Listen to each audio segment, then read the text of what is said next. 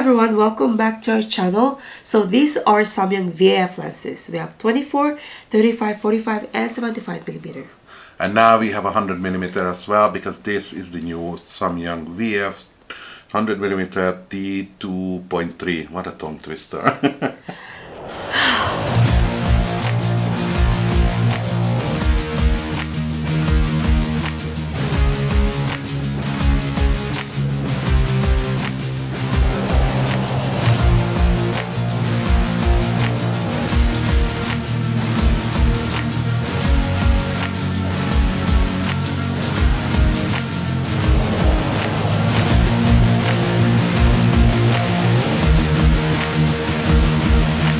So if you're unfamiliar, the Samyang V-AF line is designed mainly towards videographers because it has features that are really useful towards videography.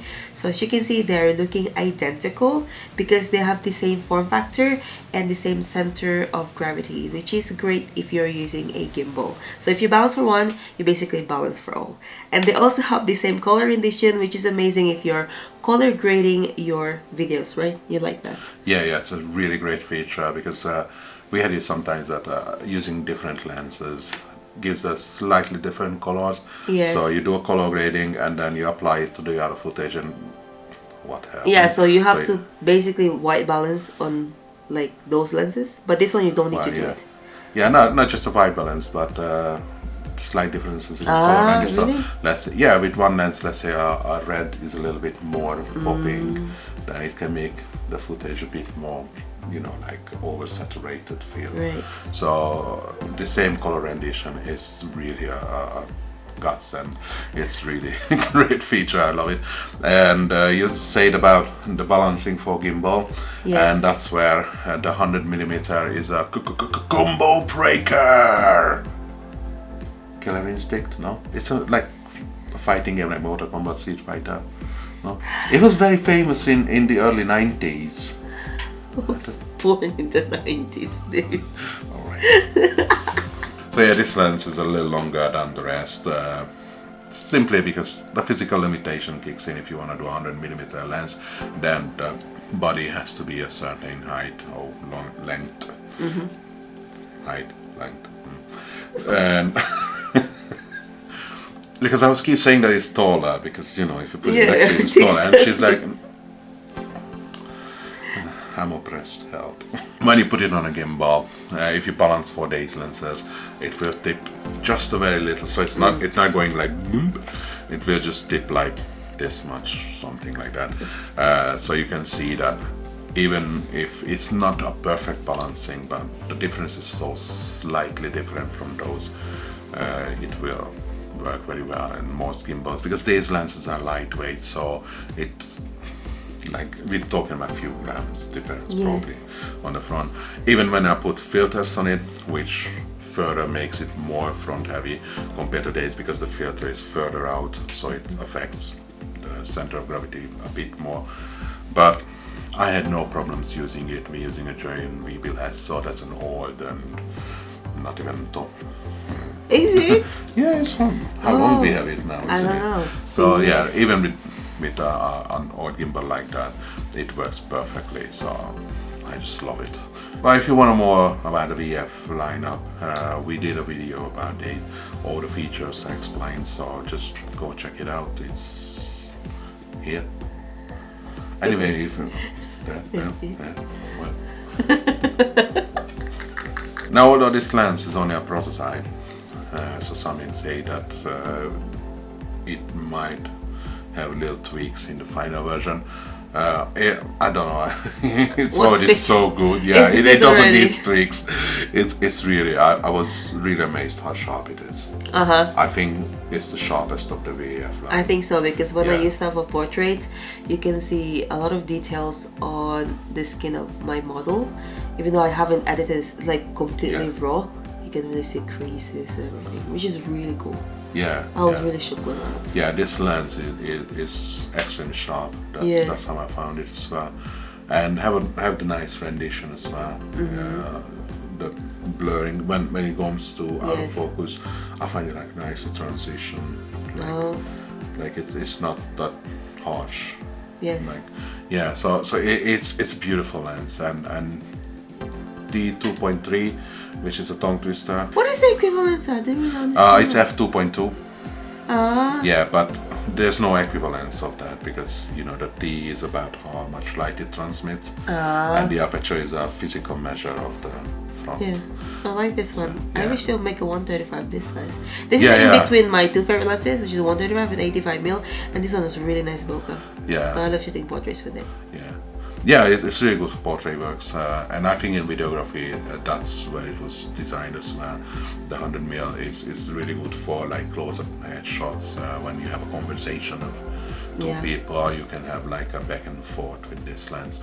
That's really great, and also for interviews, for example, if you're shooting so yeah, if you're shooting interviews, then it's also good for like having like a bit further back, focusing more on the person, while you have, let's say, the 35 for a bit wider shot. And again, it's insane good that the two cameras, if you're using two A7 IV, you just set the same Kelvin and everything, and they will have the same white balance. And when you're mixing the two footage, you don't need to worry about making sure that they color match. So how do you find the autofocus on this lens for portrait shoot?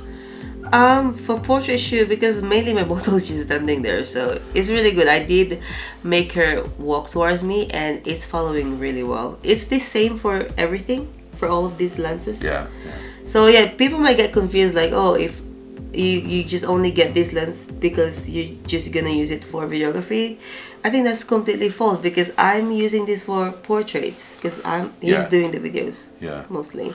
Yeah. And I'm using, like, for example, 24mm is what I use all the time for like events and weddings, and it's amazing for that.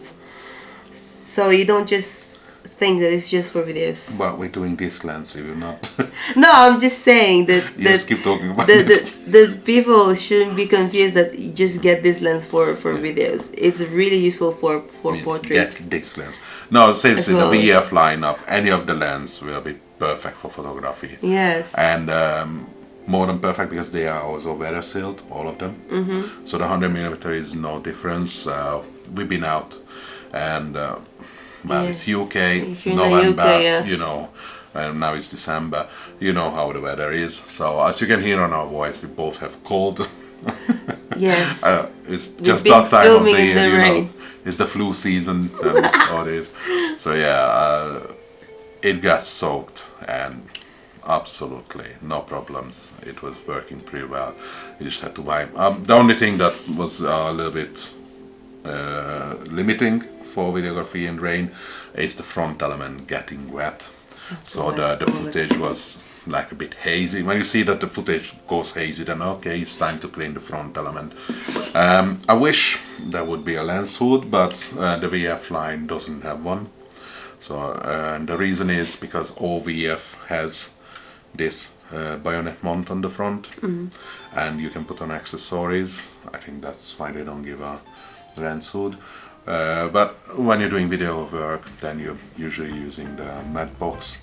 Yes. So not a problem. And if you really want one lens hood, then here it is. You found a solution. Yeah, I found a solution for 9 quid.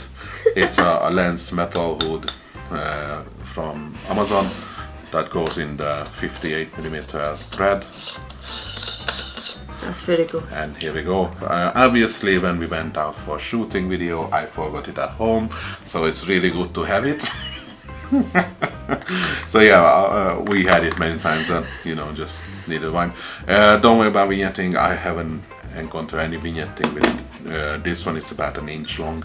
Even with the 35, the 24 was the only one where it was showing, but yeah, you expect that. Oh, and you forgot one of the best features of these lenses. What? Ta-da, the telelight. Oh yes. Yeah, that's, as you can see, it's now green. If I press record, then it just goes red. Yeah, there's no telelight on the top. So there's one on the side and one on the front. That's really useful. Yeah, that's really useful. Yes. This lens is no exception. And the good thing that when you put this one on, you can still see the telelight peeking on the top. So it's just an amazing feature because there was sometimes like, you know, we're filming and I'm like, okay, go, and she's like, just record then. Yes, or he's still recording and they haven't stopped it yet. Was there anything that you encountered while you're shooting with it that you, let's say, didn't like? Well, it's not like I didn't like it. So when I was shooting backlit photos, there was a little bit of haze, which I was able to use artistically for my image, which is a bonus, I would say. I won't say I hate it. Yeah. Yeah, but maybe if I had that hood, which you didn't buy that time, maybe that will help. Yeah, definitely. To be honest, that little hazing, I noticed in our videos as well, and I kind of like it because for videos you can do it like a nice reveal, the person's face. It gives like that haze. Ambience kind of thing. Yeah. It looks nice. Yeah. So again, it might be a negative to you, but if you know how to use it, it can be a huge positive. And it's not something that easy to fake in videos. It's easy to fake in photos, isn't it? You just put the haze. But that was a bright sunlight. It doesn't like haze. It's like but that was. You really need to sunlight. Put everything. Yes. Like, so it's very circumstantial, and again, this is a prototype lens, so that could be different in the final version. So just like all the other VF lenses, this has the same features. It has a focus hold button on the side. It has a custom switch just above it. But apart from that, it's a very minimalistic design, exactly what we need for gimbal work. It has the nice rubberized and texturized focusing ring, which acts as an aperture ring when you put on the manual focus adapter, or if you set it up like that for one of the switches. That's really handy as well. But what I really like, and that applies to all the VF lenses, it has the ready for the cogs for the focus pull system. Yeah, so you don't need to add any any other accessories. You just pop the focus pull on and use it. Simple as that. So basically, that's what I really like about the VF line as well. That the streamlining the work is so easy. Like you're going from one to another, and it just takes seconds. It's convenient. Yeah, let's just show it, no? Yeah, that's it. Oh, look at here. What we have here. It's not like we prepared it, no? It just appeared. Yeah, and oh! What have you been hiding in there? There's snacks in there too? No. If it looks like a cardboard cell now. Yes.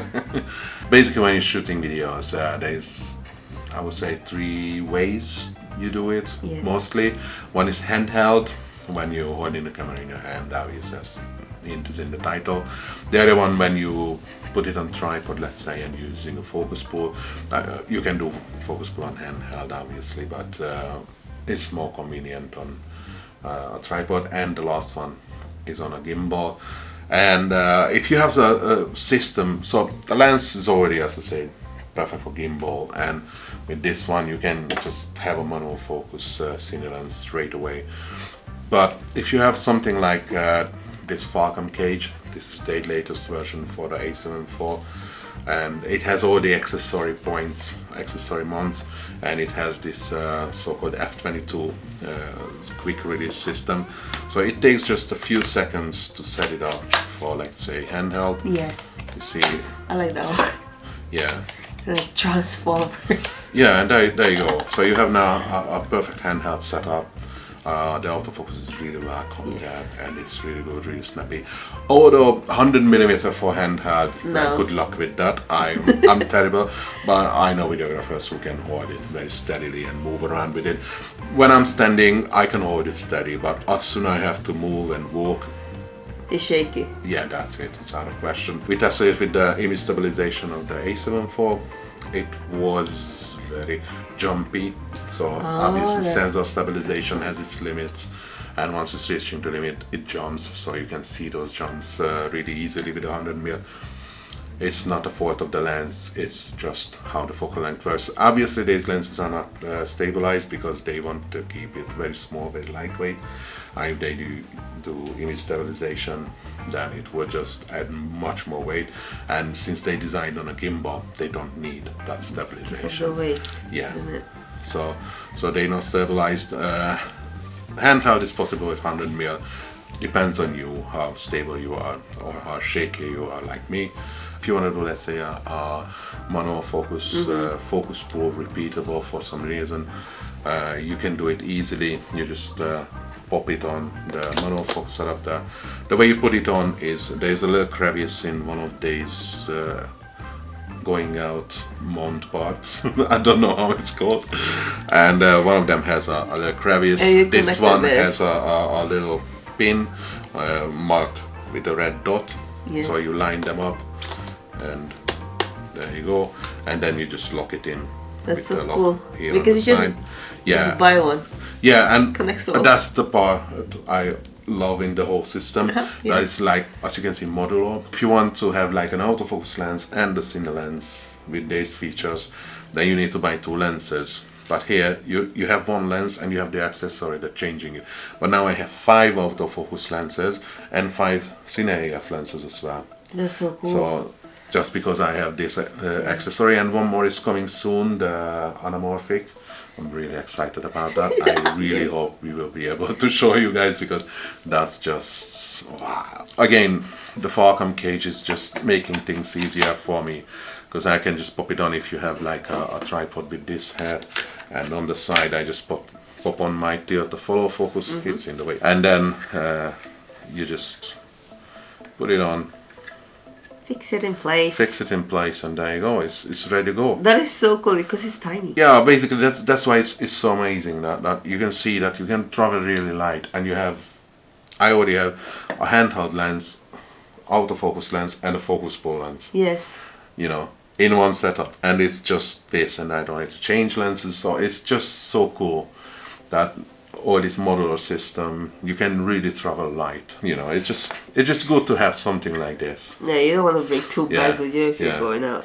Yeah, and I think the V-AF system and the Falcon system is just a match made in heaven. Yeah, exactly. They just work so well together. And even if you don't have a cage like this for your camera, you can just get a cage like this.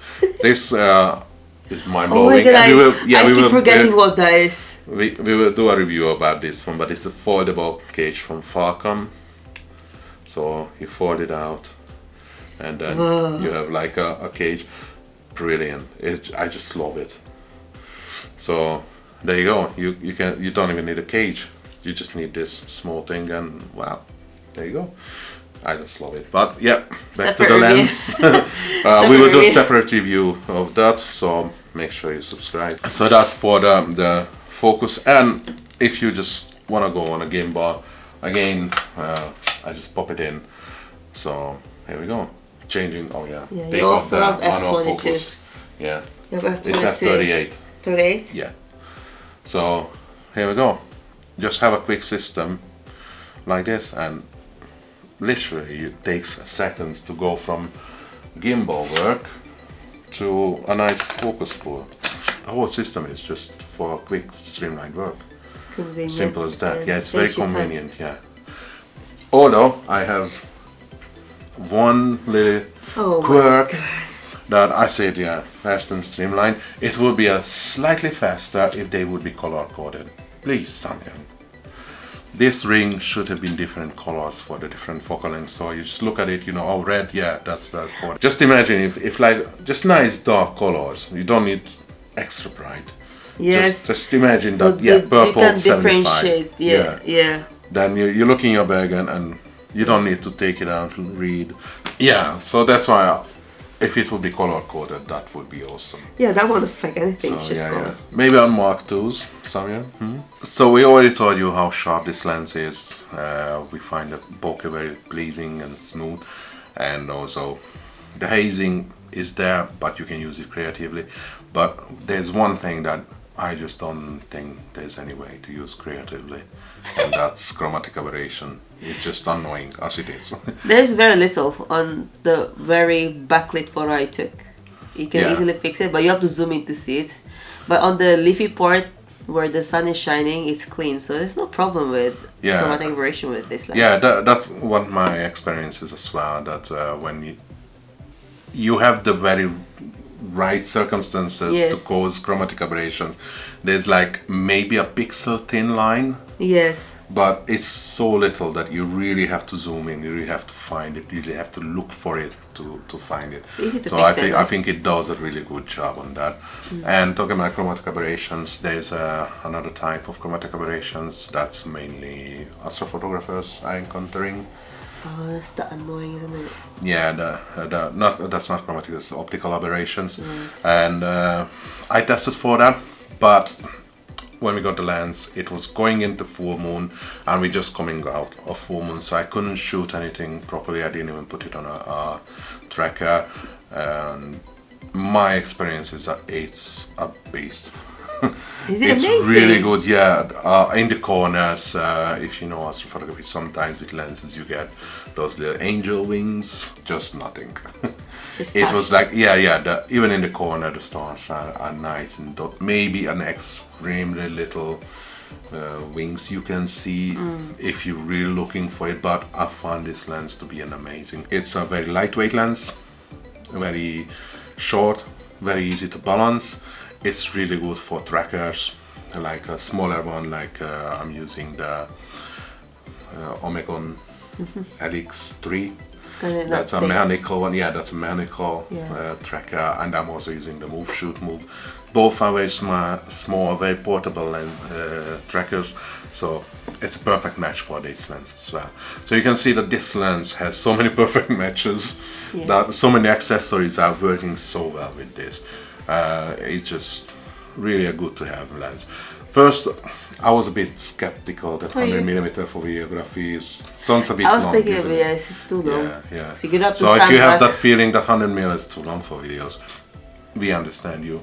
We had the same feeling, but once you start filming with it, The vision is nice and you though. have those, when I followed you when you were walking, Yes. that was just such a wow. So it has the images you can get with a 100mm lens, or this lens, is just have some sort of cinematic feel.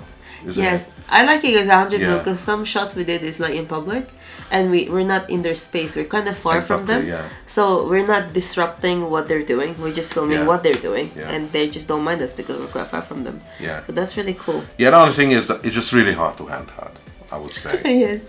Even if you turn on the... You tried. Yeah, I tried. I tried once with the image stabilization built in. That was very jumpy. I tried just handheld without any image stabilization. No. No, so I can stabilize it in post-process with the catalyst. Yeah. Nope. But on gimbal, it's just amazing. Yeah. So yeah, this is definitely, if you walk and shoot, it's definitely a gimbal lens, and because it's lightweight, it's perfect for that. But if you put it on a tripod, on events, you can really be in the distance and have like a nice tight shot. So yeah, 100mm, I find it very usable. So my skepticism is gone. You like it now? I really love it now. So yeah, I would say that's my two favorite, 35 and the 100. Really? Yeah. If you want to get just two lenses from the V-AF setup, 35, 100, perfect. They just For videos, you mean? yeah. Ah. You get the 35 nice kind of. It's not human eye kind of. No. It's not. more It's like not a too 45. close. It's not too wide as well. So Yeah, it just right.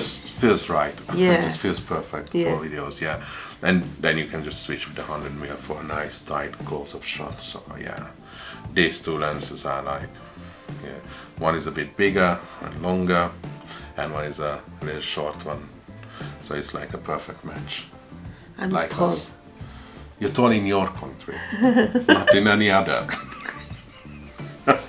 So this lens fits in perfectly with the Cine lens lineup. There's one weakness, I would say, the Achilles heel, which applies to most of the lenses. That there is some focus breathing. The longer the focal length, the more visible it is. Yeah. But again, at this size, at this weight, and especially this price range, that's not an issue. And when you're looking at a footage, like you're watching a movie, Do you ever go like, oh, there was a slight focus breathing in that scene? Or... We do that. Well, we did a few times for the kicks of it, you know, but Yeah, never yeah. really. You enjoy the movie, isn't it? Yeah. So it's a bit of trade-off, but I don't think that it's any deal breaker for anything. So just get on with it. Come on. Some lenses are breathing. Get on with it. They're alive. They're breathing. And get alive. So currently there are 5 V-AF lenses, and there's one more coming next year. Right? Yeah, which the is 20 mil. Which is a 20mm, which I'm so excited about. Yeah, it's that will be good for like Like you're vlogging and- by yeah. yourself, Yeah, because it's wider. yeah. The 24 is a bit tight. And then another one coming, and what is it? Anamorphic, and we already talked about it. Oh, we did. Yeah. Oh, I thought that was the end. Well, this is the end. Thank you so much for watching and listening to him talk a lot. If you like this video, please don't forget to subscribe, and we'll see you on the next one. At least on the videos I can talk about.